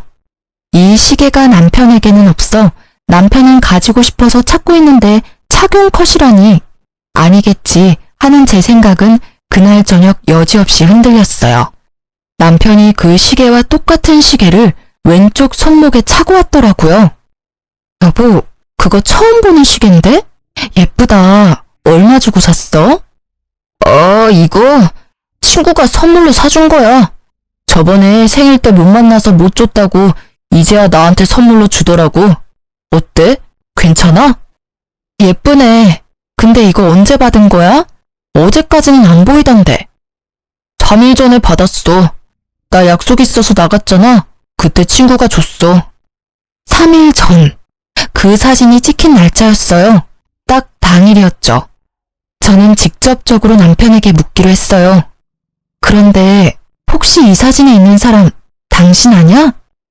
제가 처음에 사진을 보여주니 남편이 순간 멈칫하더라고요. 사진을 유심히 보더니 웃으며 말하더라고요. 나? 이런 사진 찍은 기억이 없는데? 나 아닐 거야. 옷만 비슷한 다른 사람이겠지. 슬쩍 발을 빼려는 모습이 보여 저는 더 적극적으로 추궁했어요. 근데 이 점을 보고도 비슷한 사람이라고 말할 수 있어? 이거 누가 봐도 당신 점이잖아. 왜 거짓말을 해? 내가 내 입으로 이걸 말하게 만드냐고. 당신이 솔직하게 말하면 조용히 이야기하고 넘어가려고 했는데 뭐야? 왜 숨기는데? 딱 봐도 당신이잖아. 제가 확대한 사진에는 남편의 손가락 점이 정확하게 찍혀 있었거든요. 그걸 본 남편의 얼굴이 하얗게 질리더라고요. 확실하게 확인이 가능하더라고요. 여보, 오해하지 마. 이건 내가 다 설명할 수 있어. 무슨 설명? 이 사진보다 더 확실한 설명이 어디 있어? 당신 못 봤지? 이 사진 올린 여자가 이 사진에 뭐라고 써놨는지. 사랑하는 사람이래. 어이가 없어서 당신은 밖에서 뭐라고 다니길래 이런 사진이 올라오는데 왜 내가 이 사진을 보도록 만드는 거야? 다 그 여자가 착각해서 버린 짓이야. 진짜로 하루만 만나달라고 했고 하루만 만났어. 시계는 선물로 준다길래 그거 하나 받았을 뿐이야. 당신 싫으면 이것도 갖다 버릴게. 그러면서 남편은 차고 있던 시계를 후다닥 던져버리더라고요. 난 다른 건 몰라도 바람은 절대 용서 못해. 결혼 전에도 말했잖아. 도대체 언제부터 바람을 핀 거야? 우리 결혼한 지 이제 1년밖에 안 됐어. 그런데 벌써 바람? 내가 계속 믿고 이 결혼을 유지해도 괜찮은 거야? 버럭거리는 제 소리에 남편은 그 자리에 무릎을 꿇고 손바닥을 싹싹 빌더라고요. 여보, 진짜 미안해. 상대방이 한 번만 만나달라면서 부탁하길래 한 번만 만나주면 포기한다길래 그랬어. 다 끊을게. 이 시계도 버려버릴 테니까 제발 용서해줘. 과장된 모습이 실수를 나오도록 만들었지만 정말로 나와 헤어지고 싶은 생각은 없구나 하는 생각이 들었어요. 이혼하기 싫으면 그 여자랑 관계 당장 끊어. 내가 보는 앞에서 헤어지자고 이야기하고. 남편은 후다닥 폰을 꺼내더니 문자를 작성하더라고요. 우리 그만하자. 앞으로 연락하지 마. 나한테는 와이프뿐이야. 그 문자를 보여주며 눈앞에서 보내더라고요. 그거 하나로 믿기는 힘들었죠. 그렇지만 남편은 제가 용서해준 그날부터 제게 엄청 잘해주기 시작했어요. 일찍 집에 들어오고 어디 놀러 가지도 않고요. 또 친구도 만나러 가지 않았죠. 가끔 혼자서 시댁에 다녀올 때도 있었는데 그럴 때는 시댁에서 연락을 줬어요. 그러니 다른 사람 만날 틈이 없었어요. 그쯤 되니 냉랭했던 제 마음도 조금은 풀렸어요. 남편은 매번 제가 좋아하는 선물들을 가져오며 제 눈치를 보더라고요. 그게 눈에 보이니 계속 화만 낼 수도 없었어요. 솔직히 찝찝한 생각은 마음속 어딘가에 있었지만 일단 넘어가기로 했어요. 남편에게 이혼 의사가 없고 한 번의 실수였다는 말을 믿기로 했거든요. 남편의 외도 사실을 알게 된 시모는 연락이 와서 남편 욕을 엄청 하고는 제게 이해하라며 남자들 한눈 파는 거 흔한 일이지만 돌아오는 게 그리 쉬운 일은 아니라고 했어요. 살다 보면 그런 일도 겪으면서 단단해진다나? 이때 저는 그저 시모가 제 편을 들어줬다는 사실에 마음을 최대한 풀려고 노력했던 것 같아요. 그렇게 시간이 지나고 그 상처가 아물어질 때쯤 이번에는 회사 분위기가 어수선하더라고요. 저를 보는 주변 사람들의 눈빛이 따갑더라고요. 숨어서 지켜보는 사람들이 있는 한편 대놓고 저에게 틱틱대는 직원도 있더라고요. 저는 너무 답답한 마음에 회사에서 나와 바람을 쐬는데 그때 저와 그나마 친한 직원이 지나가더라고요. 저는 서둘러 그 직원을 붙잡았어요. 저기 오랜만이야. 잠시 나하고 이야기 좀 할 수 있을까? 혹시 나 요즘 회사에서 이상한 소문 돌아? 언니, 몰랐어요? 나는 당연히 알고 있을 줄 알았는데. 지금 난리 났어요. 옆 부서에서 일하는 영미 씨 알죠? 영미 씨가 언니가 자기 남자 뺏어간 여자라고 회사 여직원들 사이에서 엄청 소문내고 다녀요. 그거 진짜는 아니죠. 영미라는 여직원은 저보다 3살이 어린 여자였어요. 직급은 낮고 예쁘장하게 생긴 여자. 내가 왜 그 여자 남자를 뺏어가? 나 1년 전에 결혼해서 남편이 있어. 작은 결혼식이라서 직원들 초대는 못했지만 그래도 결혼식까지 하고 혼인신고까지 한 남편이 있는데 갑자기 무슨 남자? 착각한 거 아니야? 정말요? 그런데 그 영미 씨 말로는 자기는 몇 년을 사귀었다고 하던데? 남편분이랑은 어떻게 만나신 거예요? 나 남편 여동생이 내 동창인데 소개시켜줬거든. 진짜 심각하게 착각하는 거 아니야? 언니가 설마 바람을 필 리는 없을 거고. 당연하지. 바람을 필 거면 이혼을 하고 당당하게 만나지. 뭘 숨어서 만나? 근데 진짜 왜 나를? 의아한 제 머릿속에 얼마 전에 시계 사건이 생각났어요. 남편이 바람을 폈다면 가능할 일일지도 모르죠. 그렇지만 남편은 그 여자와 아주 잠깐 만났다고 했는데 머릿속이 뒤죽박죽이었어요. 도대체 영미 씨는 왜 제가 자기 남자를 뺏어갔다고 하는 걸까요? 그 의문을 풀기 위해 저는 영미 씨를 직접 찾아갔어요. 제가 뭔가 알아야 답을 해줄 수 있을 테니까요. 그런데 그 여직원의 친구들이 저를 막더라고요. 마치 제가 그 여직원에게 화를 내러 온 것처럼 굴더라고요. 이 사람들의 머릿속에 제 이미지가 어떻게 정착되어 있는지 잘 알겠더라고요. 여기는 왜 오셨어요? 제 동기한테 화내러 오신 거면 저하고 이야기해요. 얘는 마음이 어려서 말도 제대로 못하니까요. 그래요. 솔직히 지금 저는 제 입장이 이해가 안 가요. 전 바람을 핀 적도 없고 남의 남자를 뺏은 적도 없어요. 동기분이 빼앗긴 남자가 누군지를 알려줘야 제가 맞다 아니다 말을 해줄 수 있잖아요. 도대체 누구를 말씀하시는 거예요? 정말 뻔뻔하시네요. 지금 그쪽 분이랑 결혼한 그 남편분이 제 동기의 오래된 남자친구였다고요. 갑자기 튀어나와서 돈으로 남자를 꼬시고는 두 사람 강제로 불륜처럼 만들었다면서요? 어떻게 순수하게 사랑하는 한 커플을 순식간에 불륜으로 만들 수가 있어요? 그러니까 두 사람이 사귀고 있는데 제가 끼어들어서 지금 제 남편을 빼앗았다는 말인가요? 그런데 그 말이 이상한 게 먼저 만났고 서로 좋아하면 결혼을 했으면 되잖아요. 그럼 제가 유부남을 꼬실 일은 없었을 텐데요. 저는 분명히 미혼이라는 제 남편을 남편의 여동생인 제 동창에게 소개받았거든요. 그건 그쪽의 일방적인 주장이잖아요. 유부남을 꼬신 건 아니지만 남의 남자 꼬신 건 맞는 말이잖아요. 그리고 가해자가 이렇게 피해자 찾아오는 거 문제 있다고 생각하거든요. 뒤쪽에 다른 동료들에게 보호받고 있는 영미라는 직원은 쪼그려 앉아 다른 사람의 품 안에서 부들부들 떨고 있더라고요.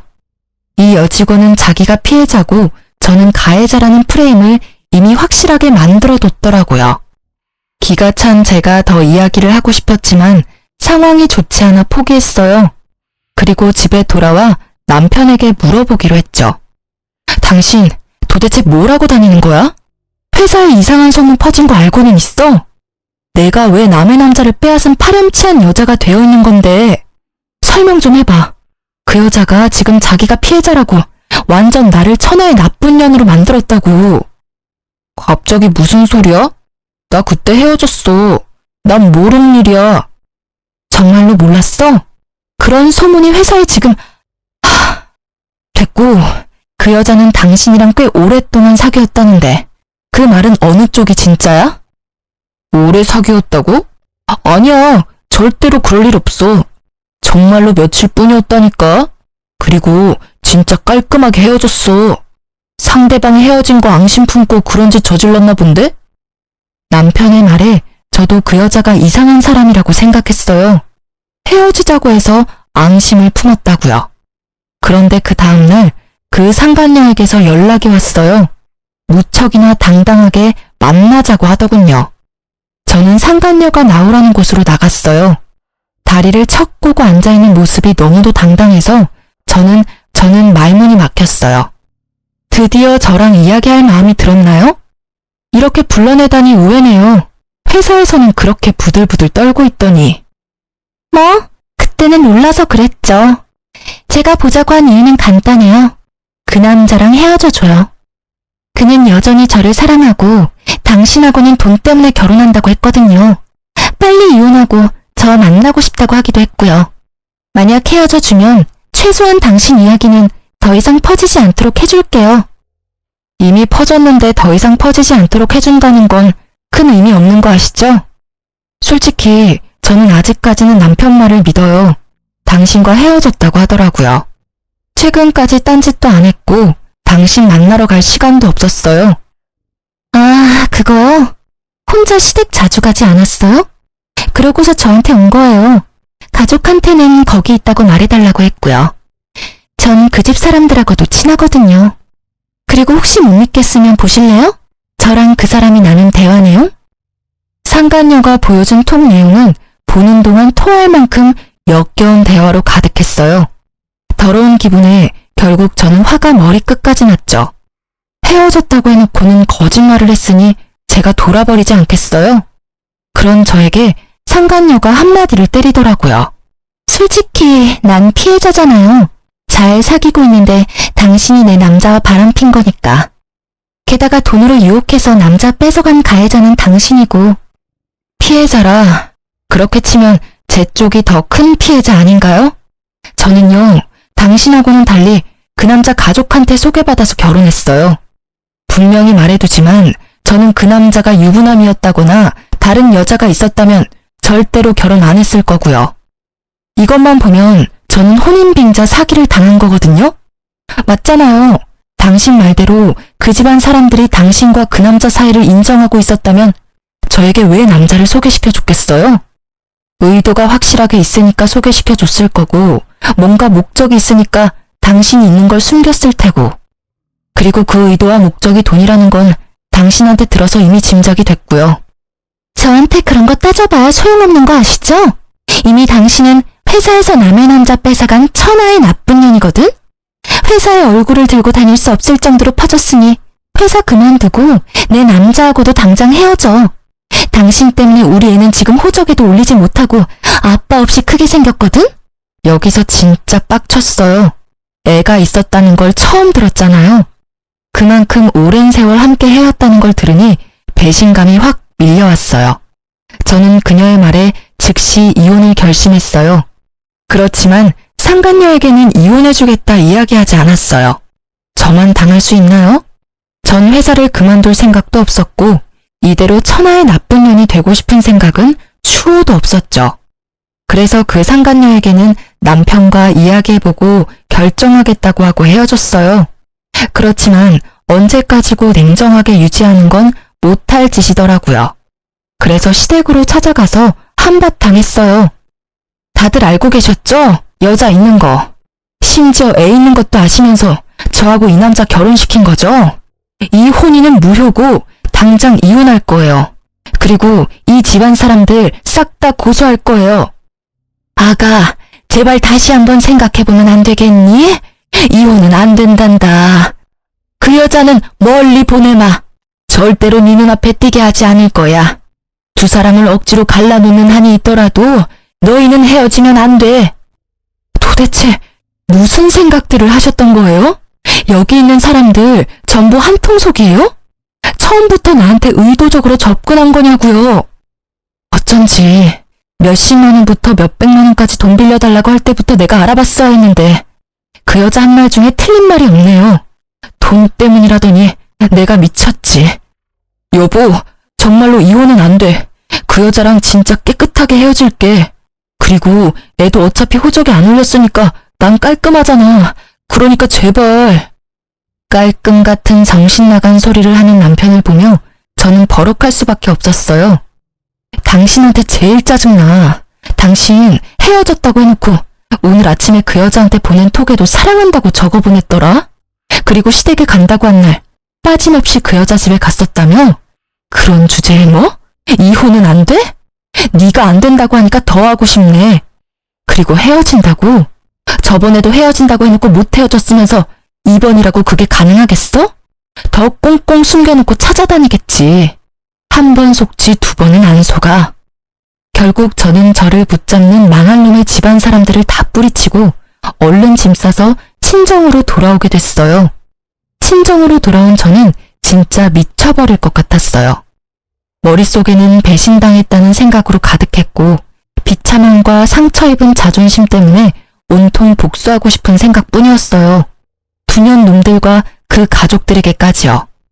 정말 수치스러움으로 회사를 가는 것조차 힘들었지만 제가 나가지 않으면 정말 패배자가 될 것 같아서 이악 물고 출근했어요. 회사에서는 여전히 불명예스러운 소문이 가득했고 저는 그 소문을 의식하지 않으려 했지만 소문을 믿고 있는 사람들이 저를 의식하니 어쩔 수 없이 제 의도와는 다르게 시달리게 되더라고요. 그래서 저는 정면으로 부딪히기로 했어요. 우선은 상간녀를 만나기로 했죠. 이혼 준비 다 되셨어요? 남편도 나하고 이혼하기를 원하면 당신 말처럼 이혼해 줄 거야. 만약 남편이 이혼을 원하지 않으면 이혼은 안 할 거고. 그리고 당신이 요구한 이직은 절대 안 돼. 나도 나름의 커리어가 있고 힘들게 그 자리까지 올라갔거든? 상간녀는 회사를 그만두지 않겠다는 말에 불만족스러운 표정으로 저를 쳐다보더라고요. 게다가 이혼을 해주겠다고 했음에도 못 믿는 것 같은 표정으로 나를 쳐다봤어요. 그래서 말했죠. 의심하는 것 같네? 내가 전화해서 직접 물어볼게. 그럼 됐지?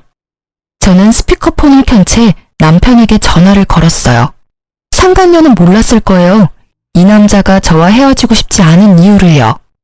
그 사람이 이 여자를 만나서 놀고 먹고 하는데 필요한 돈은 우리 친정아버지 주머니에서 나온 돈이었거든요. 만약 지금 당장 이혼하면 남편 놈은 파산할 것이고 그 집안 사람들조차 당장 아버지에게 빌린 돈을 갚아야 했어요. 남편 놈은 그걸 알기에 저와 이혼을 절대 하지 않겠다고 버티고 있었던 거였죠. 저는 의기양양했어요. 그리고 남편이 전화를 받았죠. 이혼 준비는 잘하고 있어? 이혼 서류 작성할 거야.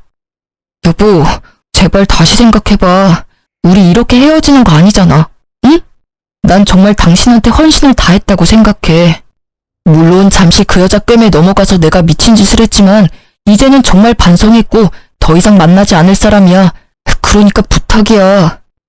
그런데 그러기엔 너무 멀리까지 오지 않았어? 그 여자 사이에 애까지 있다면서. 듣지 않았으면 정말 당신이랑 그 여자 사이가 아주 잠깐뿐이었던 걸로 오해할 뻔했어. 일부러 당신이 그렇게 말한 거 아니야? 정말로 그런 거 아니야. 그 여자애는 진짜 내가 모르는 애야. 나 호적 깔끔하다니까. 그 여자가 물귀신 작전 쓰는 거야. 나 말고 다른 남자 애일지는 누가 알겠어? 그렇게 남자 꼬시기 좋아하는 여잔데. 발 빼는 남편의 목소리에 기가 찼는지 상간녀가 제 폰에다 대고 크게 소리를 질렀어요. 야, 너 말 다 했어? 미친놈이, 네가 감히 우리 애를 들먹여? 친자 검사라도 해볼래?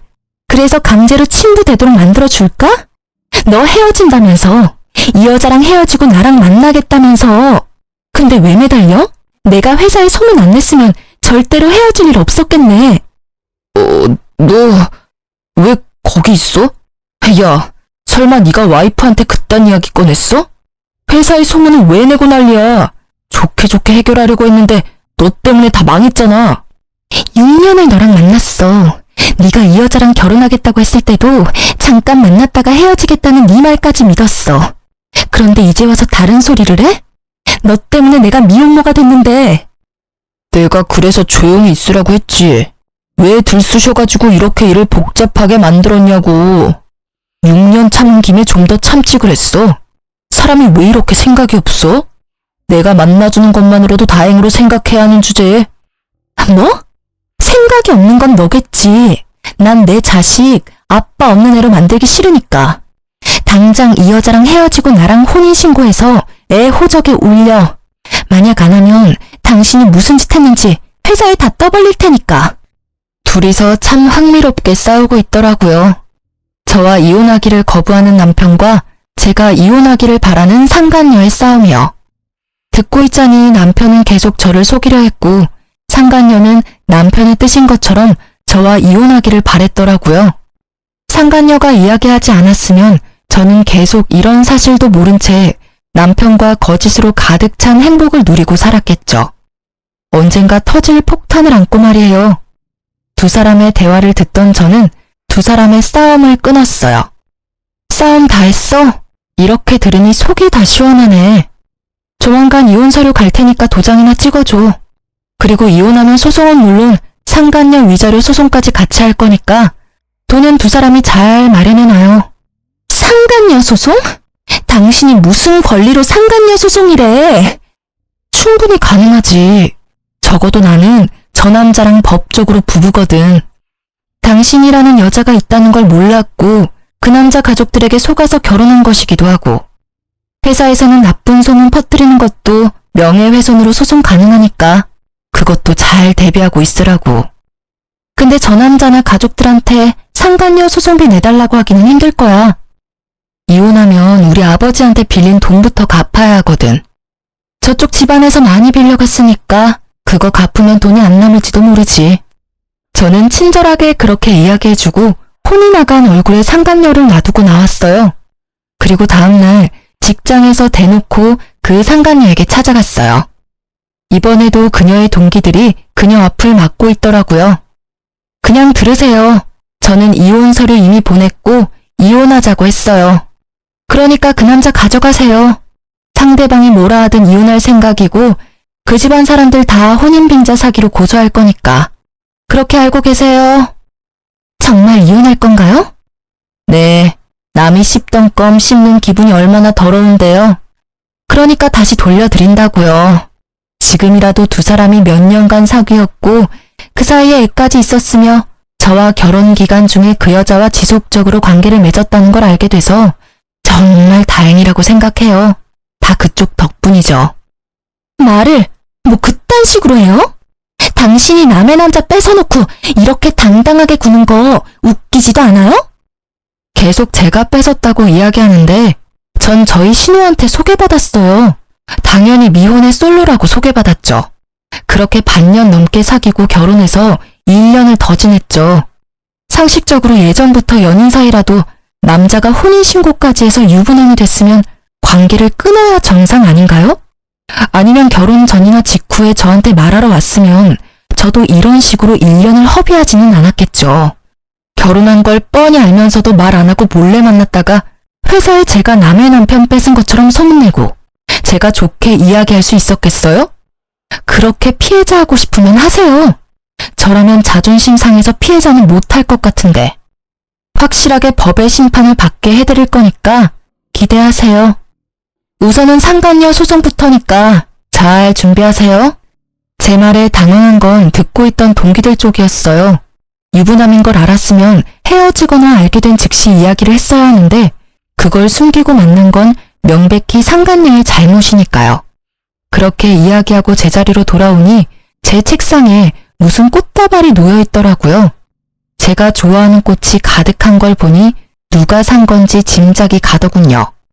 남편이 점심을 틈타 와서 기다리고 있더라고요. 여보, 기분 풀어.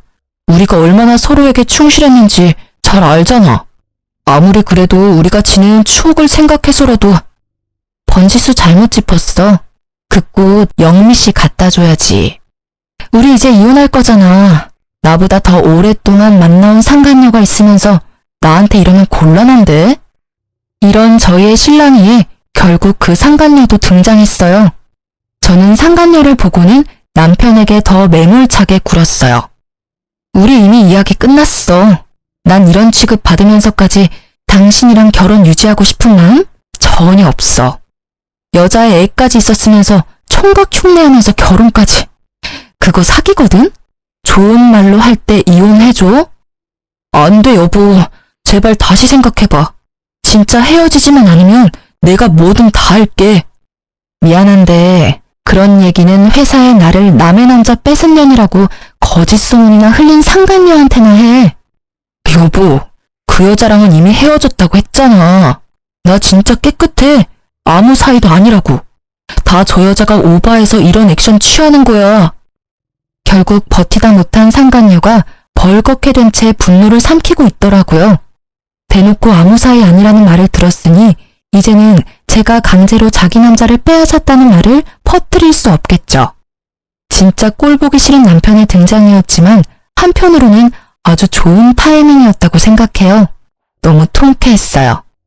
내가 뺏은 게 아니라 상간녀가 불륜을 저질렀으며 결국에는 버려졌다는 사실을 모두가 알게 돼서요. 저는 남편에게 꽃다발을 집어던지며 말했어요. 이혼 확정이니까 이제 와서 이딴 눈에 뻔히 보이는 짓 하지 마. 그리고 결혼 기간 동안 우리 아버지한테 빌려간 돈 다 갚아. 당신 부모가 빌린 돈도 당신이 빌린 만큼은 되거든? 그것도 갚아. 그치만 우리 가족이잖아. 가족끼리 돈 빌린 건 빌린 거라고 보기에는 좀. 나랑 당신 사이면 그냥 넘어갈 수도 있겠지. 근데 당신 돈 받을 때 계좌에 넣어준 사람이 누군지 잊었어? 우리 아버지거든? 그리고 아버지가 항상 빌려주면서 천천히 갚으라는 문자 보냈지? 그건 갚아야 할 돈이라는 거지. 빌려준 사람이 갚기를 원하는데 왜 안 갚아? 돈 떼먹을 생각이면 그것까지 소송할까? 제 말에 남편 놈은 급히 손사래를 치며 그런 거 아니라더군요. 분명히 헤어지라고 했는데도 다시 만날 정도로 좋아한 여자였으면서도 돈을 갚아야 할 상황이 되니 여자며 애며 다 버리는 남자랑 살았다는 게 더 비참했어요.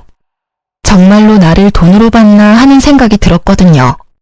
그렇지만 이 사건을 통해 회사 분위기는 싹 바뀌었어요.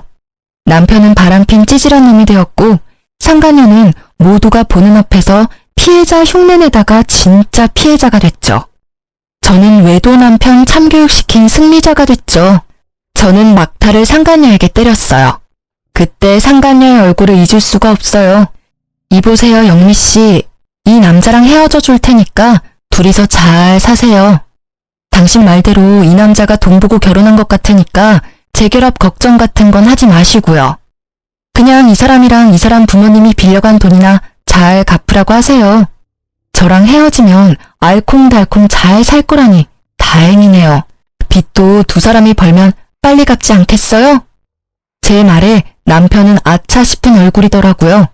공개적으로 상간녀를 무시하거나 저격하지 않았다면 상간녀는 아마 돈줄이 되어줄 수도 있었겠죠. 그런데 이미 상간녀는 자존심이며 평판이며 다 무너진 상태고 남편은 건널 수 없는 강을 건넌 상황이 됐으니 결국 그 뒤로 회사에 퍼진 소문은 상간녀를 피해자가 아닌 상간녀로 만들어버렸고 저에게 회사를 그만두라던 상간녀가 회사를 그만두게 됐죠. 다 자기가 뿌린 대로 거둔 법이에요. 그러기에 온 동네 소문을 왜 내고 다녔을까요? 이후에 이혼 소송은 이보다 더 힘들었어요. 남편은 절대로 이혼 안 해주겠다며 난리를 쳤고 남편 가족들도 저를 설득시키려 했죠. 저는 상간녀가 있는 데다가 애까지 있는 걸 가족들이 알았음에도 저를 소개시키고 결혼을 시켰으니 모든 것이 시댁과 남편의 책임이 있다고 이야기했어요. 결국 이혼 소송은 저에게 유리하게 진행됐죠. 전 남편은 결국 이혼 후 가지고 있던 집을 팔아 친정아버지에게 돈을 갚았어요. 물론 시부모가 빌린 돈까지 싹 다 갚았어요. 왜냐면 시부모가 빌린 돈도 남편이 자기 계좌에서 받았거든요. 시부모는 끝까지 모른 채 하고 대학 동기였던 신우는 내가 벼르고 있다는 말을 전해 들었는지 한국에 들어올 생각도 없는 것 같더라고요. 그래서 SNS에 경고글을 남겼더니 아예 SNS를 삭제했더라고요. 나중에 연락이 오기를 자신은 오빠가 해달라는 대로 해줬을 뿐이라며 결백을 주장하더라고요. 근데 알고 보니까 전 남편이 소개해주면 명품 가방을 사준다고 해서 그랬다더라고요. 가족이 이래서 가족인가 봐요. 똑같은 족속들이거든요. 전 남편은 빌린 돈에 위자료까지 지급해야 해서 남은 돈이 없었던 것 같더라고요. 그런데 이후에 웃긴 일이 있었죠. 이런 일이 있었음에도 착실하게 돈 모을 생각은 하지 않고 이번에는 또 다른 여자를 찾아 다니더라고요. 결국 이번에도 돈 많은 여자 잡아서 편하게 살려고 하는 걸 보니 아직 정신 못 차리나 싶었죠. 저는 아직도 전 남편과 함께 일하는 이 상황이 너무 싫었어요. 그렇지만 곧 자기 무덤 자기가 열심히 팠더라고요. 이혼 후 몇 달 되지 않아 한 여자가 회사 앞에서 고래고래 고함을 지르고 있더라고요. 이 사기꾼 같은 놈, 어떻게 할 거야? 내 돈 내놔! 결혼식에 필요하다며 가져간 돈 다 내놓으라고! 잠깐만, 여기서 이러지 말고. 뭘 이러지 마? 너 총각이라며. 그런데 애 딸린 돌싱? 그런 주제에 매번 나한테 돈까지 받아갔다 이거지? 나 애 없어. 호적에 애 있는 거 봤어? 그리고 결혼은 한 번 했지만 그건 실수였다고. 제대로 된 결혼 생활도 아니었어. 그리고 돈은 결혼식 하는데 썼다고 했잖아. 참 말하는 걸 보니 나쁜 놈이 틀림없더라고요. 상대방 여자에게는 씨알도 먹히지 않았죠. 거짓말을 이렇게 한다 이거지? 내가 모를 줄 알았어? 방금 내가 웨딩샵에 전화하고 달려온 거거든? 드레스가 마음에 안 들어서 바꾸려고 전화했더니 예약은커녕 주문도 안 돼 있더라고. 그리고 예식장이랑 주얼리샵에도 전혀 주문받은 기록 자체가 없다는 게 말이 돼? 뭘 예약을 했는데? 너 사기꾼이지? 당장 돈 내놔 이 나쁜 놈아? 이야기를 들어보니 이 여자도 참 딱하더라고요. 우리 회사에 지금 전 남편이 곧 그만둔다는 사직서를 내둔 상태였거든요. 그것도 결혼식 전주까지 일한다고 말이죠. 누가 봐도 결혼식 전에 튀려난 생각이었던 거죠. 누가 결혼 전에 회사를 나가요? 뿌린 만큼 거두고 나가려고 하지. 딱 보니 약혼녀 돈 갖다 쓰고는 도망치려고 한 거죠. 언니, 저분도 참 대단하시네요. 재벌은 난 못 준다더니. 여전히 여자한테 돈 뜯어먹으려고. 근데 이번 건은 좀 위험한 거 아니에요? 딱 봐도 튀려고 한 것 같던데. 진짜 직전에 걸렸으니. 제 밑에서 일하는 후배의 말에 재미있게 구경하던 저도 대답했어요. 그러게나 말이다. 애 딸린 건 어떻게 알았을까 모르겠네. 호적에 안 남는다며 자기는 깨끗하다던데. 여자의 한이 얼마나 무서운지 얕본 거지. 그때 상간녀가 가만히 있었겠어? 분명히 이번에도 그 여자가 이야기했을걸? 그러지 않고서는 애 있는 거 모를 텐데. 두 사람 완전히 갈라졌다고 이야기 들었거든. 정말요? 진짜 무서운 사람들이네요. 근데 저분 별명 새로 얻은 건 알고 계세요? 무슨 별명? 카사노바라고. 그렇게 회사에 소문이 자자한데도 여직원들 꼬시려고 했다잖아요. 정말 뻔뻔하네. 얼굴은 어떻게 들고 다니나 몰라. 이번 일로 별명이 바뀔지도 모르겠네요. 이번에는 더 흉악한 단어로 바뀔지도? 아무리 봐도 사기니까, 제비? 아니면 사기꾼이 되지 않을까요? 결국 여자가 전 남편을 데리고 어디론가 가더라고요. 알고 보니까 경찰서까지 가서 그 뒤로 조사차 여러 번 다녀오더라고요. 그리고 얼마 뒤 사직서를 냈던 전 남편이 사직서를 회수하고 싶다며 여기서 계속 일을 하고 싶다고 했대요. 그런데 회사에서는 이미 사직서 수리가 됐고 회사에서 이렇게 무리를 일으킨 사람을 데리고 있기 어려우니 다른 곳을 알아보라고 했다고 하더라고요. 그렇게 전 남편도 퇴사를 하게 됐어요. 그 뒤에 사람들이 제게 알려주기를 남편은 또 2달 만에 여자가 신고를 해서 퇴사 권고가 내려온 모양이더라고요. 저는 속이 다 후련했어요. 제 속을 타게 만든 2 사람이 다 퇴사했으니까요. 아직까지도 저는 그 2 사람으로 인한 트라우마에 시달려 혼자 지내고 있어요. 아버지가 이번엔 진짜 믿을 만한 사람을 소개시켜주겠다고 했지만 글쎄요. 이 정도로 당하고 나면 새로운 사람을 만난다는 게 무척 무섭고 어려운 일처럼 느껴지거든요. 제가 단순히 겁이 많은 것일 수도 있죠. 그렇지만 언젠가는 좋은 인연이 나타나지 않을까 하는 생각도 들긴 해요. 검증된 사람이라면 만나도 좋을 것 같다는 생각은 하지만 지금 당장은 아니라는 거죠. 눈 뜨고도 코 베인다는 말이 있잖아요. 저는 이번 이혼을 통해서 속이려는 놈 앞에서는 장사 없다는 걸 깨닫게 됐어요. 누가 이기겠어요? 작정하고 속이려는데. 어떤 사람들은 속아 넘어간 쪽이 잘못이라고 말하는 사람도 있지만 진짜 속이려고 작정한 사람들에게는 못 이겨요. 이 일 이후로 모든 일에 의심부터 하고 보는 의심병이 생긴 것도 어찌 보면 당연하죠. 어떠세요? 제 이혼 이야기를 들으니 욕이 나오시나요? 정말 회사 안에 소문이 파다하게 퍼졌을 때는 진짜 죽고 싶었는데 그래도 이렇게 수습이 되어서 다행이라고 생각해요. 물론 상처야 남았지만 그걸 알고 나서는 모두가 저에게 잘 대해주거든요. 은연중에 저를 비난했던 사람들이 제게 죄책감을 가지게 된 것인지도 모르죠. 그냥 모르는 척 그 호의를 받아들이고 있어요. 그 사람들도 그 상간녀의 꾀임에 빠진 거나 마찬가지니까요. 제 이야기를 들려드리는 건 돌다리도 두들겨보고 건너시라는 말을 해드리고 싶어서예요. 그리고 속았다고 자책하지 마시라는 것도요. 속는 사람이 잘못인 게 아니라 속이는 사람이 잘못인 게 당연하잖아요.